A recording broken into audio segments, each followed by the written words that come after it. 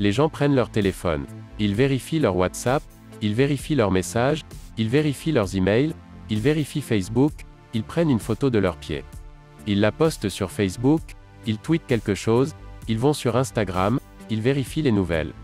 Et maintenant ils se sentent vraiment connectés. Avant de commencer la vidéo, abonnez-vous pour soutenir la chaîne si vous voulez atteindre vos rêves et vos objectifs.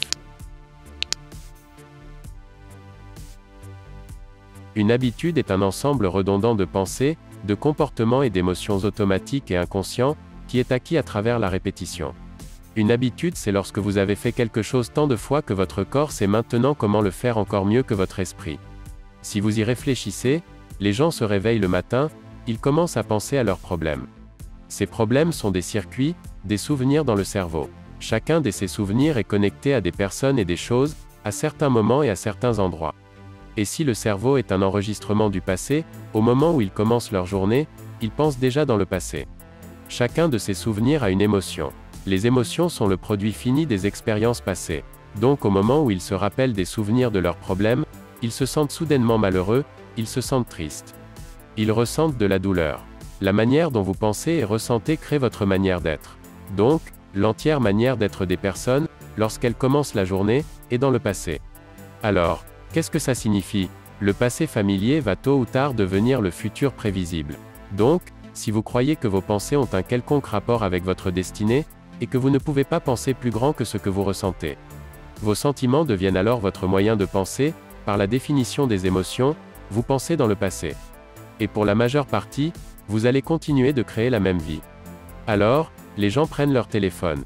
Ils vérifient leur WhatsApp, ils vérifient leurs messages, ils vérifient leurs emails, ils vérifient Facebook, ils prennent une photo de leurs pieds.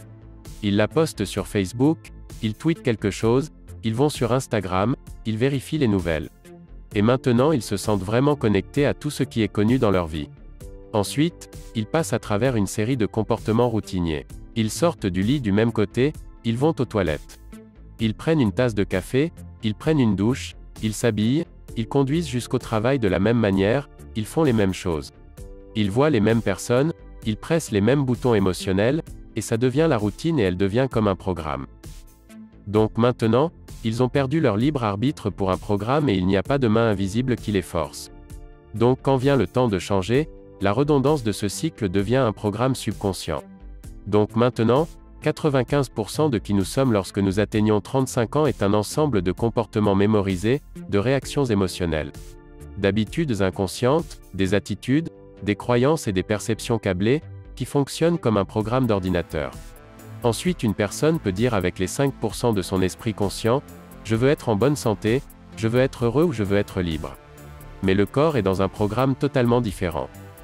Alors, comment commencez-vous à faire ces changements?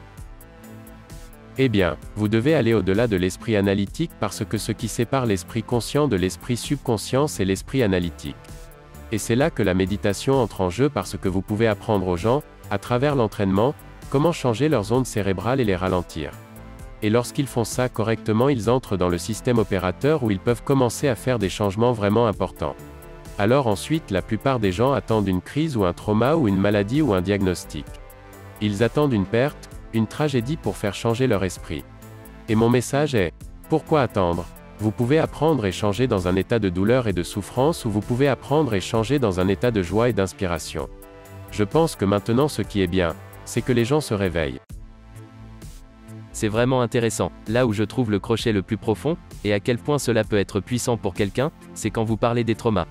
Et vous avez expliqué comment les gens subissent un événement traumatisant mais ensuite le répètent, et ainsi cet effet continue de les abattre. Alors pourquoi est-ce que les gens trouvent cela si difficile de passer au-dessus d'un traumatisme? Plus la réaction émotionnelle liée à une expérience de votre vie est forte, plus le quotient émotionnel est haut. Plus vous faites attention à la cause. Au moment où le cerveau concentre toute son attention sur la cause, il prend une photo instantanée. Cela s'appelle un souvenir. Donc les souvenirs à long terme sont créés à partir d'expériences émotionnelles très intenses. Donc, ce qu'il se passe ensuite c'est que les gens pensent neurologiquement dans les limites des circuits de cette expérience. Et ils ressentent chimiquement dans les limites de ces émotions. La plupart des gens pensent qu'ils ne peuvent pas contrôler leurs réactions émotionnelles. Eh bien, il se trouve que si vous permettez à cette réaction émotionnelle de durer pendant des heures et des jours, cela s'appelle une humeur. Ils disent à quelqu'un, « Hé, comment tu vas ?» Et l'autre répond, « Je suis de mauvaise humeur. » « Pourquoi es-tu de mauvaise humeur ? J'ai ce truc qui m'est arrivé il y a 5 jours et j'ai une longue réaction émotionnelle. » Donc si vous gardez cette même réaction émotionnelle pendant des semaines et des mois, cela s'appellera un tempérament. Écoutez cette conversation entre 3 personnes.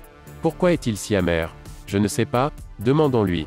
Pourquoi es-tu amer? Eh bien, j'ai eu ce truc qui m'est arrivé il y a 9 mois. Donc si vous gardez la même réaction émotionnelle pendant des années, cela s'appellera un trait de personnalité. Ainsi, apprendre comment raccourcir votre période réfractaire de réactions émotionnelles est vraiment là où le travail commence. Donc ensuite, quand il arrive un événement malheureux aux gens, ce qu'ils font c'est qu'ils continuent à s'en rappeler à cause des émotions des hormones de stress. Ces émotions de survie disent « Fais attention à ce qu'il s'est passé, parce que tu veux être préparé si cela arrive encore. » Il s'avère que la plupart des gens dépensent 70% de leur vie à vivre en mode survie, en mode stress. Donc ils sont toujours en train d'anticiper le pire scénario basé sur les expériences passées et ils sont littéralement, parmi tout le potentiel infini du champ quantique.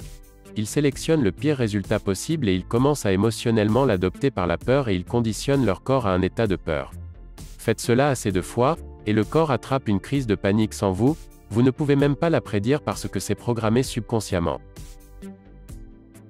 Donc ensuite, vous dites à une personne, « Pourquoi es-tu comme ça ?» Et ils diront « Je suis comme ça à cause de cet événement qui m'est arrivé il y a 15 ou 20 ans. » Et ce que cela signifie est que d'un point de vue biologique, ils n'ont pas été capables de changer depuis cet événement. Donc ensuite, les émotions de cette expérience ont tendance à donner au corps et au cerveau un influx d'énergie. Donc les gens deviennent dépendants aux influx de ces émotions et ils utilisent les problèmes et les conditions dans leur vie pour réaffirmer leurs limitations. Pour qu'au moins ils puissent ressentir quelque chose. Donc quand vient le temps de changer, vous dites à la personne, « Pourquoi es-tu comme ça ?» Eh bien chaque fois qu'ils se rappellent de l'événement, ils produisent les mêmes substances chimiques dans leur corps et leur cerveau comme si l'événement était en train de se produire. Allumant et câblant les mêmes circuits et envoyant la même signature émotionnelle au corps. Quelle est la pertinence derrière cela? Eh bien votre corps est votre esprit inconscient. Il ne connaît pas la différence entre l'expérience qui crée l'émotion, et l'émotion que vous créez par vos seules pensées. Donc le corps croit qu'il vit la même expérience passée 24 heures par jour, 7 jours sur 7, 365 jours par an.